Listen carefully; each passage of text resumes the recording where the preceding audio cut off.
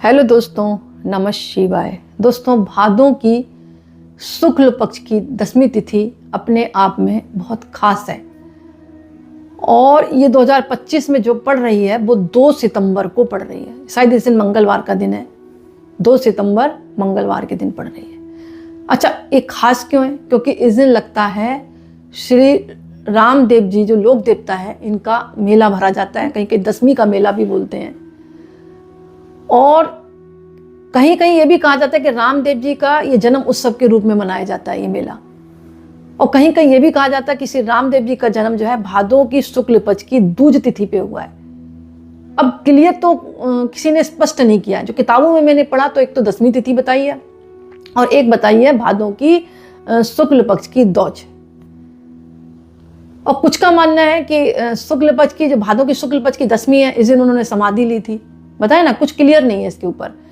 मंदिर में भी जाकर मैंने पता किया तो जो पुजारी जी बोले उनको भी स्पष्ट नहीं था, पर उन्होंने यही बताया कि कहीं कहीं जो है भादों की शुक्ल पक्ष की दौज बताई गई है इनकी जन्म तिथि और कहीं कहीं बताई है भादों की 10वीं तिथि, क्योंकि मेला भरा जाता है, लोक देवता है। तो कुछ इनका मैं आपको प्रारंभिक ज्ञान, कहते हैं ना, प्रारंभिक जीवन का कुछ ज्ञान देती हूँ आपको। रामदेव जी का जन्म जो था रामदेवरा, आपने सुना होगा, जो जोधपुर जैसलमेर सीमा के अंतर्गत आता है, ऐसा मानना है मुझे, जो कि वर्तमान में राजस्थान के जैसलमेर जिले में स्थित है। फिर आप सुने, रामदेव जी का जन्म कहा गया कि रामदेवरा। आपने सुना होगा, कहाँ जा रहे हो रामदेवरा? तो जोधपुर जैसलमेर सीमा में हुआ था, जो कि वर्तमान में राजस्थान के जैसलमेर जिले में स्थित है। कहा जाता है ये तमार राजपूत कुल में जन्मे थे। उनके पिता राजा अजमल जी और माता मीनल देवी थी। अजमल जी और मीनल देवी के कोई संतान नहीं थी। ये बहुत दुखी रहते थे और वो कृष्ण की भक्ति में लीन रहते थे, तपस्या करते थे। परिणाम स्वरूप उनके 2 पुत्रों का वरदान मिला। पहले थे विरमदेव जो बड़े थे, रामदेव जी छोटे थे। कहा जाता है शारीरिक और आध्यात्मिक रूप से भी बहुत चमत्कारिक थे। आत्मीय दृष्टि से सभी के प्रति बराबर दृष्टिकोण रखते थे। कहा जाता है कि रामदेव जी को भगवान कृष्ण का अवतार माना जाता है, जिसने मानवता, समानता और करुणा का संदेश फैलाया। उन्होंने जीवन भर दलित, गरीब, वंचितों को ऊपर उठाने का प्रयास किया और दुखियों के कल्याण का मार्ग भी दिखाया। कहा जाता है कि जीवन में बहुत सारी चमत्कारिक घटनाएं हुई, यानी जैसे सोना तपाकर आभूषण बनता है, उसी तरह इनको लोक देवता यूं ही नहीं कहा गया। इनकी चमत्कारिक घटनाएं देखी लोगों ने, तब इनको लोक देवता का नाम मिला है। कहा जाता है मक्का से 500 पी रहे थे। उन्होंने इनकी परीक्षा लेनी चाहिए कि भाई क्या रामदेव जी में ऐसा जो इनको पब्लिक मतलब इतना बढ़ चढ़कर इनकी पूजा कर रही है, इनको आदर दे रही है। रामदेव जी तो बहुत मतलब दयालु थे। जब ये पीर आए तो उन्होंने भोजन के लिए उनको बुलाया, उनको बैठाया और बर्तन मंगाकर खाना परसा। अब रामदेव जी जैसे ही खाना परसा बर्तनों में, तो जो मक्का वाले पीर थे ना, 500 पीर, उन्होंने तो परीक्षा लेने आए थे, उनको खाना पीना थोड़ी ना था। उन्होंने कहा ना जी, हम तो अपने ही पात्र में खाते हैं। रामदेव जी मुस्कुराए, ये भी पात्र आप ही का है? उन्होंने नहीं, हम तो अपने पात्रों में खाते हैं, वो मक्का से मंगाओ। वो तो परीक्षा ले रहे थे ना 500 पीर। बाबा मुस्कुराए, उनकी आंखों के देखते देखते वही 5 बर्तन आ गए जो मक्का में बैठकर वो खाते थे। इस चमत्कार से प्रभावित होकर पीर भागवत रामदेव को राम साहब पीर अथवा रामा पीर कहकर सम्मानित किया। तो इस तरह कहा जाता है कि इनके जो पूजा है हिंदू और मुस्लिम दोनों करते हैं। अच्छा, मेरे को ये बात सुनाने का मतलब क्या है? क्योंकि भादों का महीना इनके लिए बहुत खास माना गया है। बताया ना मैंने आपको, भादों की शुक्ल पक्ष की दौज या 10वीं तिथि बहुत खास मानी जाती है और जन्म दिवस के रूप में मनाया जाता है। एक प्रसिद्ध कथा में कहा गया कि उन्होंने सूखा बहुत ज्यादा पड़ गया था, अपनी लाठी से जमीन में छेद करके जल का सोर्स मतलब निकाल दिया था, जिससे लोगों की प्यास बुझी और खेती सफल हुई। अच्छा, एक बात और आती है इनके बारे में कि रामदेव जी ने मात्र 33 वर्ष की आयु में भाद्र शुक्ल एकादशी को चेतन समाधि ली। अब यहीं पर देखिए आप कितना मतभेद आ गया। कोई कह रहा भाद्र शुक्ल पक्ष की एकादशी को चेतन समाधि ली और कोई कह रहा कि 10वीं तिथि को समाधि ली, कहीं कहीं कह रहे 10वीं को जन्म हुआ है। तो इसमें संशय है। हालांकि किसी को इनके बारे में स्पष्ट ज्यादा नहीं पता है। मैंने जहां से पढ़ा इसके लिए मैं आपको बता रही, लेकिन पंडितों के द्वारा पूछा गया तो उन्होंने कहा कि इनका जन्म जो है भादों की शुक्ल पक्ष की दौज को हुआ है और 10वीं को इन्होंने समाधि ली है, जो मंदिर के पंडित हैं श्री रामदेव जी के। अच्छा, इनकी एक शिष्या थी डॉली बाई, कहीं के दली बाई भी लिखा, पर मेरे हिसाब से डॉली बाई है। जो कि बहुत इनको मानती थी, इनकी शिष्य थी, उन्होंने भी 2 दिन पहले समाधि ले ली थी। उनके समाधि स्थल के पास ही डॉली बाई की दरगाह भी स्थित है, ऐसा कहा जाता है। बात समझ में आ रही है? ये बात किसने करी? लिखी किताबों में लिखी कि डॉली बाई इनकी शिष्य थी। जब इनकी श्री रामदेव जी ने जब समाधि ली थी उसके 2 दिन पहले डॉली बाई ने ले ली थी और उनकी दरगाह उनके पास ही बना दी गई। 1931 में बीकानेर के महाराजा गंगा सिंह ने उनके समाधि स्थल पर एक भव्य मंदिर का निर्माण कर दिया। अच्छा, ये पूजनीय क्यों हुए? वे समाज में एकता और समानता के प्रतीक माने गए। हिंदू और मुस्लिम सभी धर्मों और जातियों के लोगों को श्रद्धा से पूजते थे।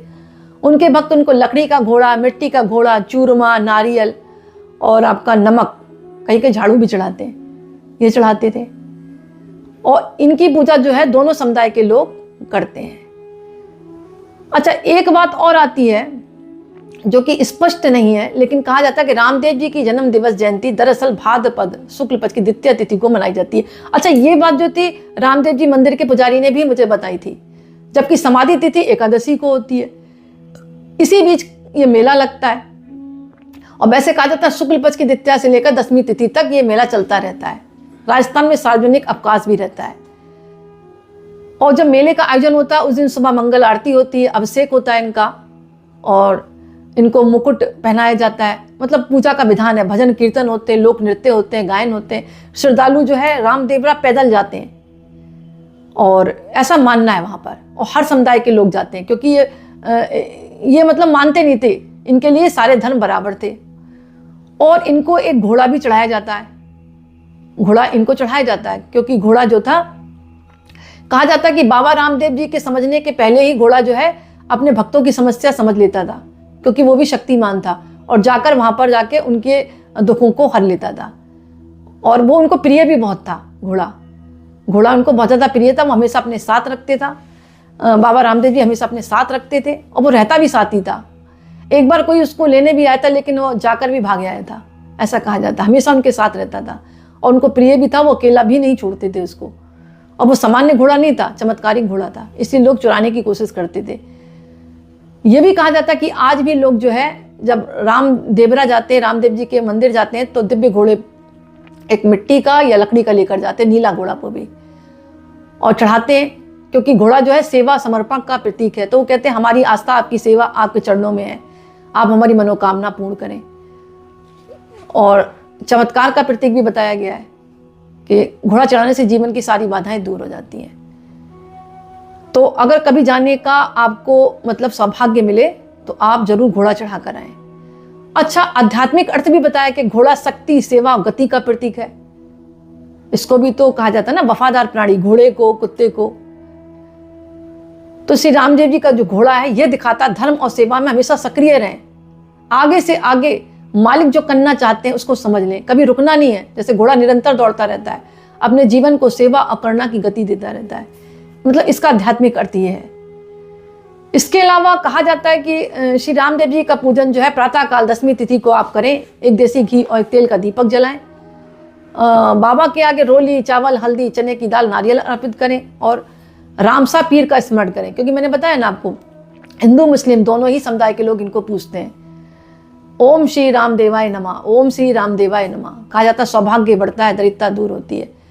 रामदेव जी को दुर्वा भी चढ़ाई जाती है, गुड़ भी चढ़ाया जाता है और बाद में वितरित कर दिया जाता है, और घोड़ा भी चढ़ाया जाता है। और घोड़ा चढ़ाने का मतलब है कि अपनी मनोकामना को मांग कर संकल्प करना कि जैसे रामवीर ने सेवा की वैसे ही मैं भी किसी पीड़ित की मदद करूंगा। मतलब एक तरह का संकल्प है ये घोड़ा चढ़ाना, जैसे रामपीर ने सबकी सेवा की वैसे ही मैं किसी पीड़ित की मदद करूंगा। जीवन में गति आती है, रुके हुए कार्य पूर्ण होते हैं। दूसरी बात, रामदेव जी का जो मुख्य संदेश वही है कि इस दिन किसी गरीब, साधु, वृद्ध, रोगी, जरूरतमंद को भोजन है, वस्त्र है, जल, दवा आप दान में दें। और जब भी आप सेवा करें तो प्रत्येक में रामपीर देखें, रामापीर देखें। पितृदोष शांत होता है, घर में सुख समृद्धि बढ़ती है। रात्रि जागरण भी होता है, रामदेव जी के जो है भजन है, कीर्तन है, वो किए जाते हैं। एक ये खासियत ये थी कि ये जाति धर्म से ऊपर थे, ये भेदभाव नहीं करते थे, किसी को भूखा ना सोने दें, इनका मतलब था। यदि कोई दुश्मन भी है तो उसको क्षमा कर दें, उसको भी खिलाएं। पानी का दान करें तुलसी पत्ते डालकर। इनका मतलब ये था। मन ही मन संकल्प लेंगे मैं सेवा और भाईचारे का मार्ग अपनाऊंगा। इसके अलावा कहा जाता है कि इनके कुछ चमत्कार थे जिसकी वजह से इनको बाबा रामदेव लोक देवता के रूप में पूजे जाने लगा। कहते हैं कि जब कोई रोगी उनके पास आता तो रामदेव जी केवल स्पर्श या चरना में देने से ही उस व्यक्ति का रोग दूर हो जाता था। और आज लोग भी अगर कोई व्यक्ति बीमार है तो रामदेवरा जाकर वहां से जल और चढ़ावा लेकर आते हैं जो इस बीमार व्यक्ति को देते हैं। और अगर गंभीर बीमारी से ग्रसित व्यक्ति है तो वहां जाकर बिल्कुल ठीक हो जाता है, ऐसा कहा जाता है। चमत्कार के कारण भी इनको मतलब लोक पीर देवता माना जाने लगा। एक बार गांव में भयंकर अकाल पड़ा, लोग भूख के मारे परेशान थे। रामदेव जी ने अपने चमत्कार से अनाज और भोजन की वर्षा कर दी, सभी को भरपेट भोजन मिला, गांव में सुख शांति लौट आई। इस कारण भी इनको लोग जो है गरीबों का मसीहा कहा जाता है। और जैसे कि मैंने आपको बताया था 4 मुस्लिम फकीरों ने भी इनकी परीक्षा ली थी। जब उन्होंने चमत्कार दिखाया तो फकीर भी उनके भक्त बन गए। और आज भी रामदेवरा दरगाह पर हिंदू और मुस्लिम दोनों श्रद्धा से जाते हैं। रामदेव जी का प्रिय घोड़ा जो था लीलड़ कहलाता था। लीलड़ ये घोड़ा साधारण नहीं था, अद्भुत तेज और चमत्कारिक था। जो भी भक्त आता था अपनी समस्या बोलता था, बाबा तो बाद में करते थे, घोड़ा पहले तैयार रहता था और जीवन में रुकावटें और बंद रास्ते खोलता था। घोड़ा उनके तेज और धर्म का विजय का प्रतीक है। बाबा रामदेव जी जो लोक देवता हैं, समय समय पर जात पात ऊंच नीच को मतलब इन्होंने हटाया।